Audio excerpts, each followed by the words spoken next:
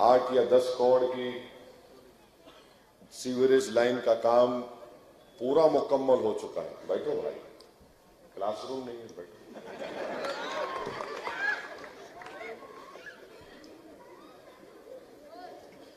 तो sewerage line का काम पूरा मुकम्मल हो चुका है भोलकपुर में।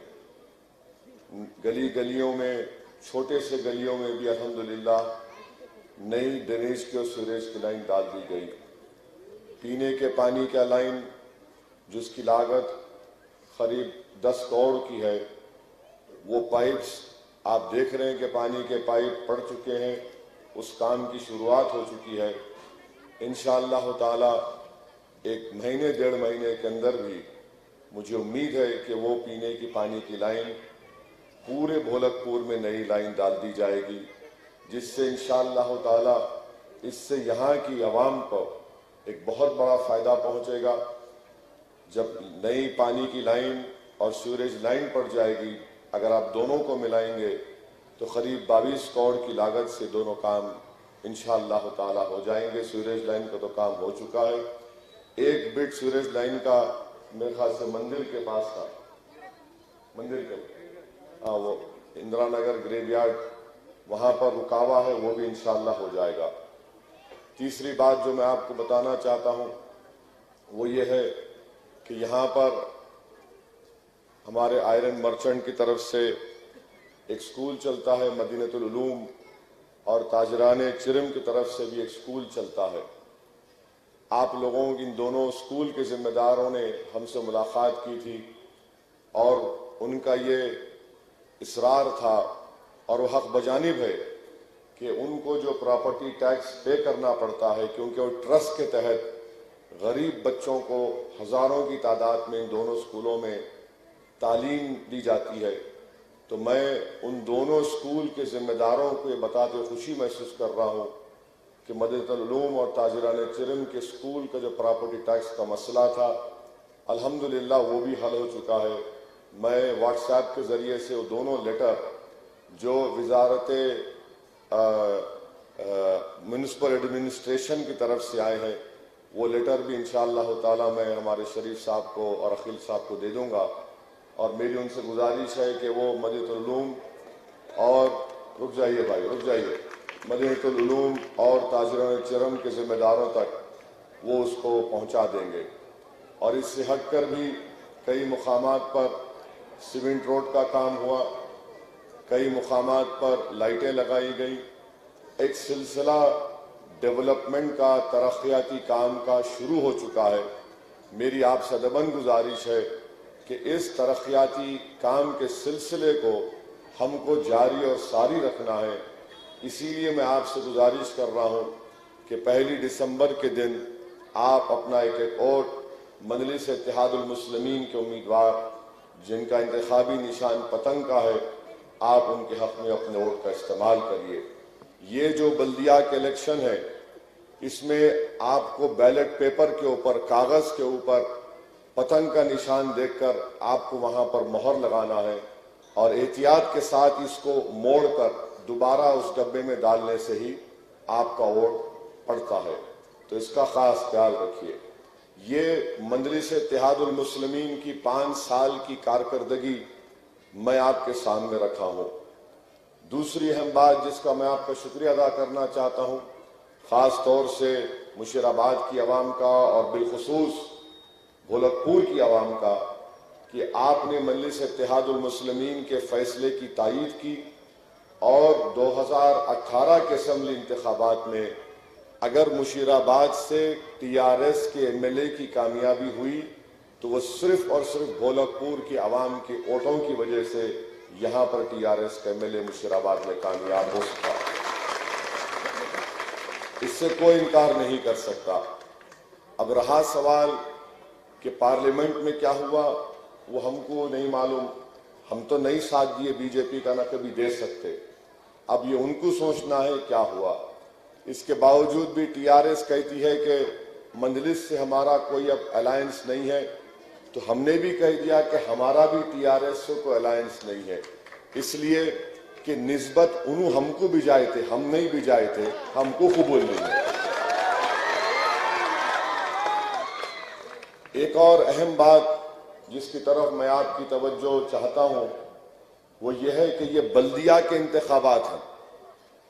ऐसा लग रहा है हैदराबाद के बल्दिया के इंतखाबात नहीं नजर आ रहे, बल्कि हम भारत का कोई वजीर आजम बनाने जा रहे हैं।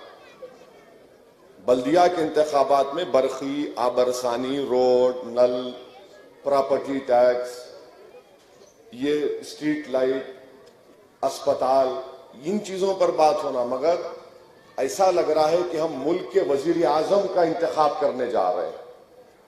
अब ये मैं क्यों कह रहा हूं, टीआरएस के एक पावर मिनिस्टर हैं जगदीश्वर रेड्डी, वो जनाब ये कह दिए कि बीजेपी वालों को मुखातिब होकर करेंगे, बीजेपी वाले बताओ कि आप नरेंद्र मोदी और असदुद्दीन ओवैसी की मुलाकात हुई नहीं हुई।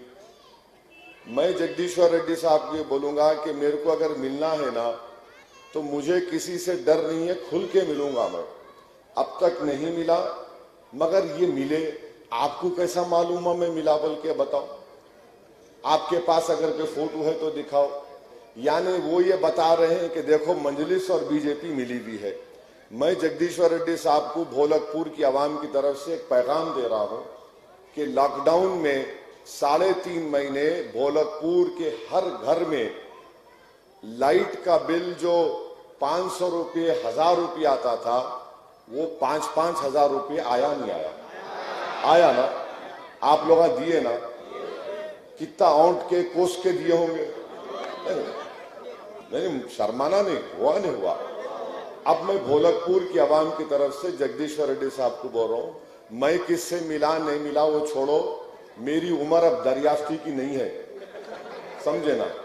आपसे हम गुजारिश कर रहे हैं कि आप भोलकपुर नहीं बल्कि पूरे ग्रेटर हैदराबाद के गरीब जनता के लिए टीआरएस की हुकूमत को यह करना चाहिए था कि 3.5 महीने जो लॉकडाउन था, जिसमें कोई कारोबार नहीं हुआ, जिसमें कोई काम नहीं हुआ, हजारों ने बल्कि लाखों की तादाद में गरीब अवाम रोजगार से महरूम हो गए, उनकी आमदनी में कमी हुई। तो मैं टीआरएस हुकूमत से इस बात का मुतालबा भी कर रहा हूं और टीआरएस हुकूमत को ये बता रहा हूं कि जब आइंदा असेंबली का सेशन होगा तो मजलिस के 7 अराकीन असेंबली के वेल में जाकर खड़े होकर हुकूमत से इस बात का मुतालबा करेंगे कि 3.5 महीने जो इलेक्ट्रिसिटी का बिल आया, एक एक गरीब के घर से कम 3-3.5 महीने का 300 यूनिट को उनको माफ करके आने वाले साल में 300 यूनिट को एडजस्ट कर देना, क्योंकि इससे बहुत बड़ा गरीबों पर बोझ पड़ा है, माली बोझ पड़ा है। ये हम आपसे वादा कर रहे हैं। अब इन्हें सुनते अच्छा है, नहीं सुने तो फिर तैयार हो जाओ, जंग होगी, मुकाबला होगा। दूसरी बात के कांग्रेस वाले, उनका एक मलकाजगिरी का एमपी है, बहुत अक्लमंद है माशाअल्लाह, बहुत अक्लमंद है, थम्स अप भी नहीं बोल सकते उसको, 1.5 होशियार बोलना पड़ता है। वो कौवा चला हंस की चाल सुने ना आप, वो मामला है। उन्होंने मीडिया को बिठा के प्रेस कॉन्फ्रेंस करके बताए कि पिछले साल राजभवन में सदर जमहूरिया हैदराबाद को हर साल आते दिसंबर में, वो बरसों से एक रिवाज है, वो बोलारम के पास वहां पे राष्ट्रपति भवन है, रुकते वहां। तो गवर्नर हम सबको बुलाए, मैं भी जमात का एक जिम्मेदार हूं, तो मैं उनसे बातचीत किया, हेलो हाउ आर यू, इतना ही पूछा मैं, और कुछ नहीं। तो इन्हों वो दिखा के, वीडियो दिखा के बोल रहे कि असदुद्दीन ओवैसी सिकंदराबाद के मौजूदा एमपी और मरकजी वजीर से बात करके साजिश कर लिए।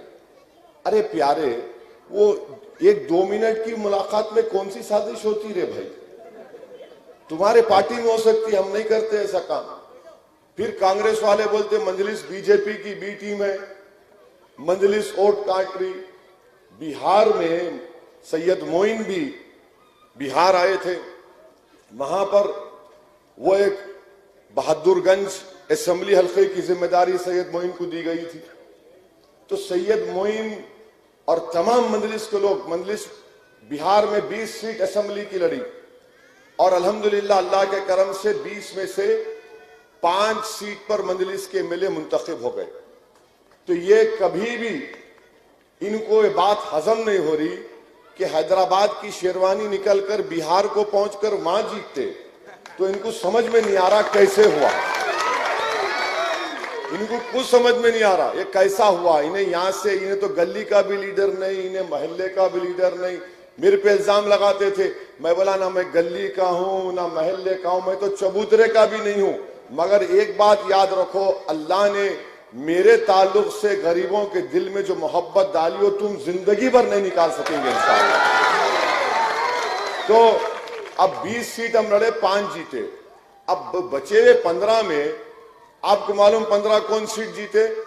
9 सीट पर ये महागठबंधन के लोग जीते, जिसमें कांग्रेस, आरजेडी, कम्युनिस्ट पार्टियां थी, और 6 पर एनडीए जीती। कांग्रेस पार्टी 70 असेंबली की सीट लड़ी बिहार में।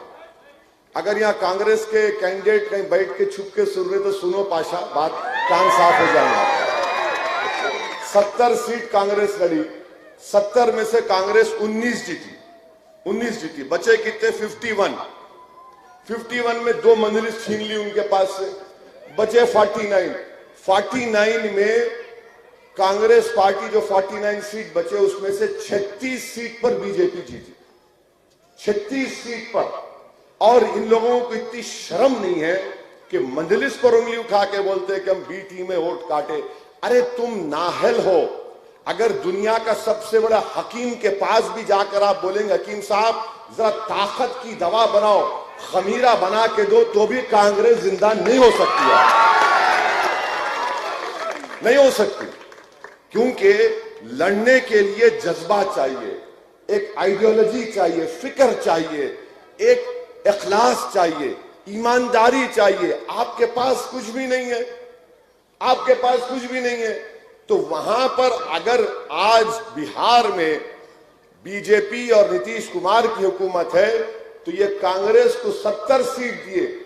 हम जाकर बोले थे हमसे बात करो, मुख्तसर हमारे को सीट दो, तो नहीं आपको हाथ नहीं लगा सकते, आपको हाथ लगाए तो बीजेपी जीत जाती, तुम्हारे साथ खड़े रहे तो उनका वोटर हमारे को नहीं आता, उनको वोट डालता। मैं बोला बाबू हमारे साथ ठहरे तो तुम्हारा जितना इफलास है वो भी खत्म हो जाता, मगर समझे नहीं।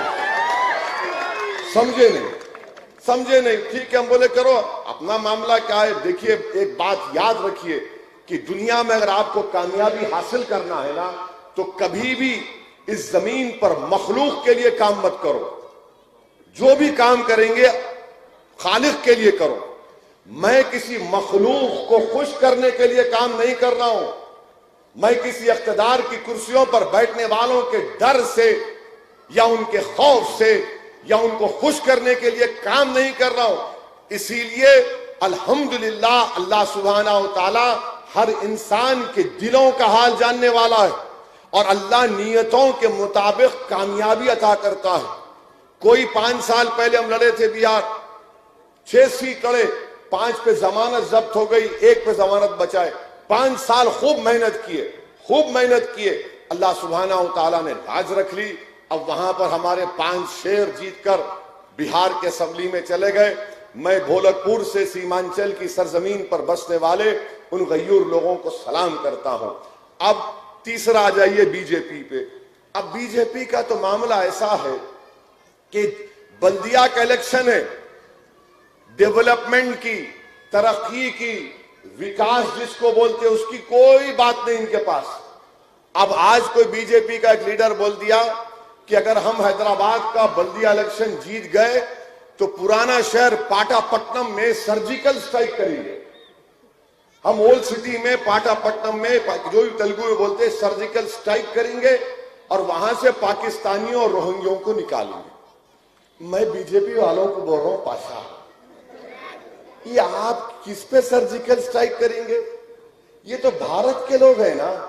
मैं बीजेपी से कह रहा हूं कि जो भी आज स्टेटमेंट दिया, मैं प्राइम मिनिस्टर से बोल रहा हूं, ये बात सच है कि चीन की फौज लद्दाख में डिप्सांग प्लेन एक इलाका है, वहां पर चीन की पीएलए, वो आर्मी का नाम है, 970 स्क्वायर किलोमीटर पर चीन बैठा हुआ है।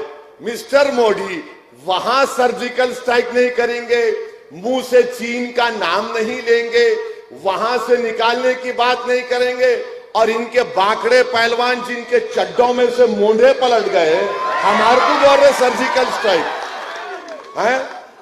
आप बताइए कि क्या बात है। चीन कब्जा करके बैठा डेप्सांग वैली में 970 स्क्वायर किलोमीटर।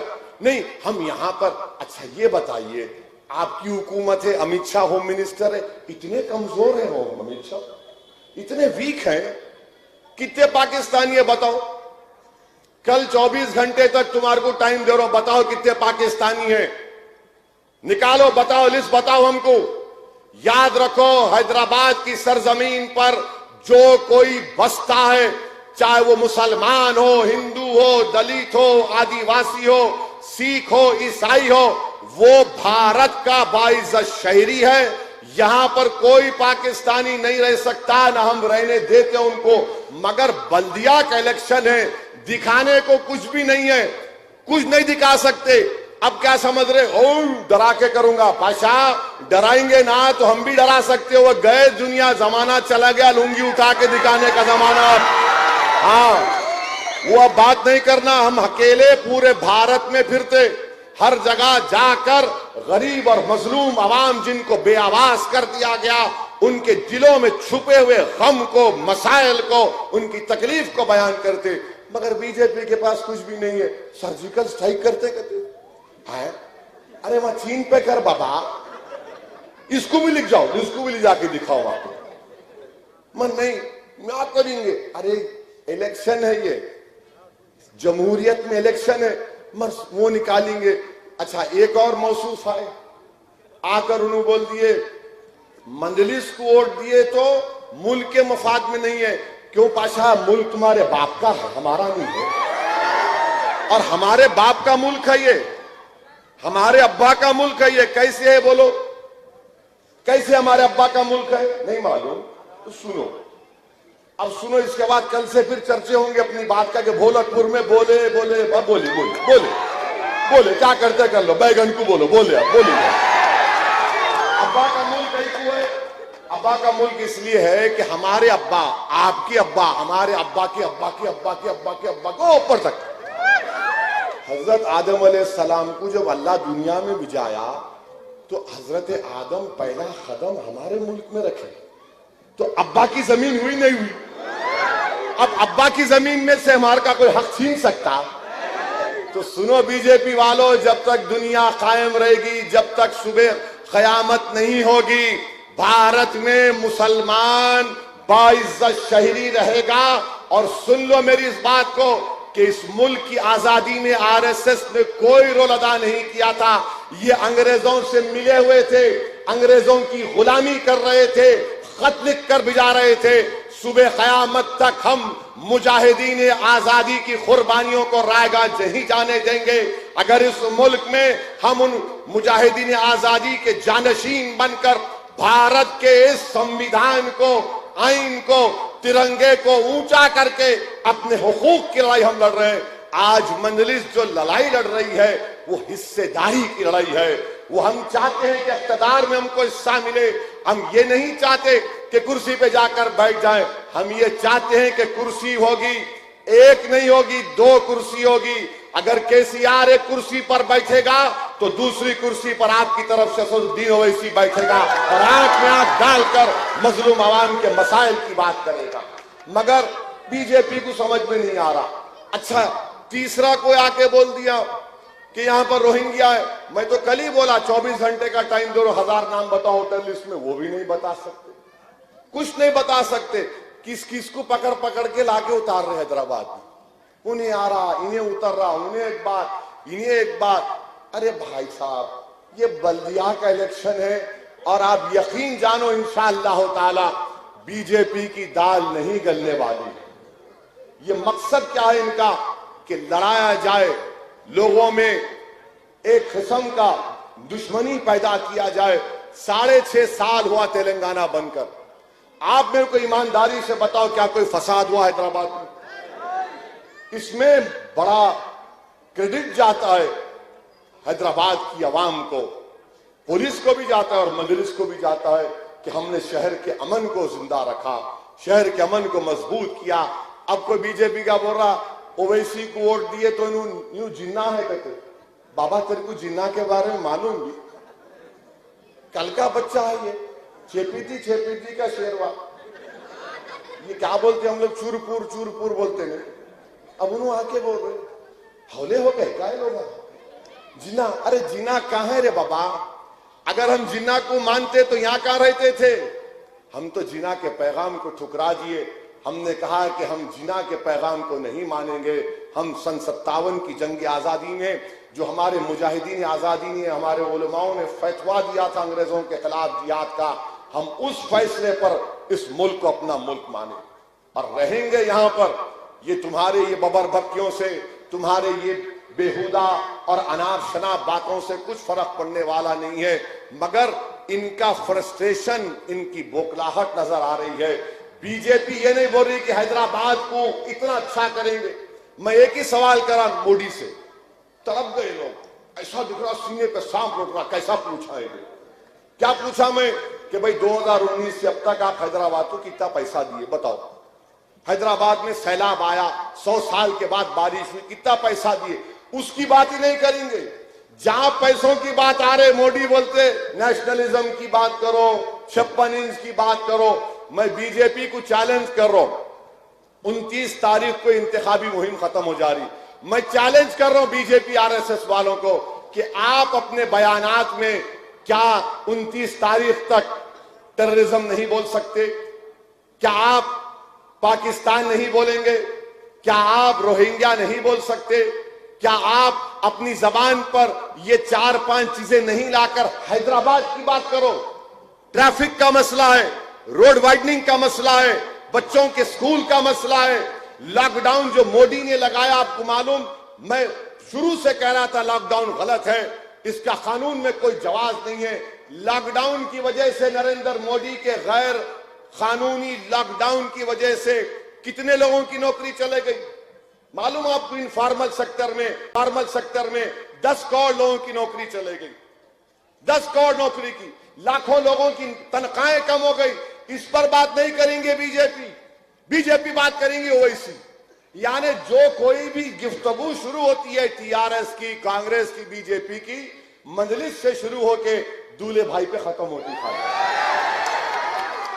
मैं मानता हूं इन सबका भाईजान मैं ही हूं, मगर वो मतलब नहीं भाईजान करे तो अलग निकाल देंगे। वो ने भाईजान अब वो क्या क्या सोचते सोचने दो। मगर इनको सिर्फ एक ही बात, मैं आपसे कह रहा हूं कि 1 दिसंबर को आप मजलिस को वोट दीजिए, और इसलिए वोट दीजिए कि मुल्क को मजबूत करना है। मुल्क में जो दुश्मन है, जो मुल्क को कमजोर करना चाहते हैं, उनके खिलाफ आप मजलिस को वोट दीजिए। भोलकपुर की तरक्की के लिए मजलिस को वोट दीजिए। हैदराबाद के अमन को बरकरार रखने के लिए वोट दीजिए। हैदराबाद की इस गंगा जमुनी कंपोजिट कल्चर को मजबूत करने के लिए मजलिस को वोट दीजिए। और आप इस बात को जान लीजिए कि यह हैदराबाद है, यहां की उर्दू भी मुनफरिद है, यहां की उर्दू भी मुनफरिद है। आप जाकर कहीं पर, बिहार में कई मरतबा हमारे लोग गए थे, वहां जाकर बोले नको नको नको नको। वो बेचारे बिहार के लोग बोले क्या बोले साहब? बोला इनू बोले नहीं। अच्छा वो सवाल। अब आप जाके हैदराबाद की उर्दू में आप बोलते पानी नहा के आया है ना भाई? तो ये हमारी उर्दू भी मुख्तलिफ, तेलुगु भी मुख्तलिफ है, तेलंगाना की, हैदराबाद की तेलुगु भी मुख्तलिफ है। ये शहर की खूबसूरती है। और जो कोई भी यहाँ पे आता यहीं का हो जाता, और जो यहाँ पे आता वो हमारा मेहमान नहीं बल्कि हैदराबाद का हैदराबादी हो जाता। मगर अगर कोई ये समझ के आ रहा कि मैं काबिज हो जाऊंगा, कब्जा करूंगा, खुदा की कसम कोई कब्जा नहीं करेगा, ना हम करने देंगे, ना किसी को यहाँ पर काबिज होने का मौका देंगे। ये हमारा शहर है, ये आपका शहर है। और हैदराबाद का मुकाबला किससे मालूम आपको? उन लोगों से जो हैदराबाद को भाग्यनगर बनाना चाहता। तो हैदराबाद सारी दुनिया में मशहूर है। हैदराबाद में बाहर के ममालिक से इन्वेस्टमेंट आ रहा है, सॉफ्टवेयर की इंडस्ट्री में मशहूर है। ये लोग उसको उल्टा करना चाह रहे हैं। इसीलिए मेरी आपसे गुजारिश है कि 1 दिसंबर के दिन पूरे इत्मीनान और एतमाद के साथ अपना एक और मजलिस के हक में इस्तेमाल करिए। पतंग का बोलिंग बूथ में जाइए, बैलेट पेपर मिलेगा। बैलेट पेपर के ऊपर आपको पतंग का निशान दिखेगा। आप पूरे इत्मीनान और एतमाद के साथ आप मुहर को उठाकर उस पतंग के निशान के बीच में लगाइए और मारिए, ठप बोल के मारिए। उसके बाद पूरे गोरखपुर में सुबह से लेकर शाम में 5 बजे तक खाली हर घर से आवाज आना। क्या आवाज आना? क्या आवाज आना? क्या आवाज आना? जरा जोर से बोलो, नारे तकबीर, नारे तकबीर। शुक्रिया बहुत बहुत। अस्सलाम वालेकुम। और भी जलसे होंगे हारों में, एक ही नहीं है अभी तो। नमस्कार, मैं हूं मानक गुप्ता। अगर आपको हमारा ये वीडियो पसंद आया हो तो इसे लाइक और शेयर जरूर करें, और हाँ, हमें सब्सक्राइब और फॉलो करना ना भूलें ताकि आप देश और दुनिया की कोई खबर मिस ना करें। तो जुड़े रहिए हमारे साथ और देखते रहिए News 24।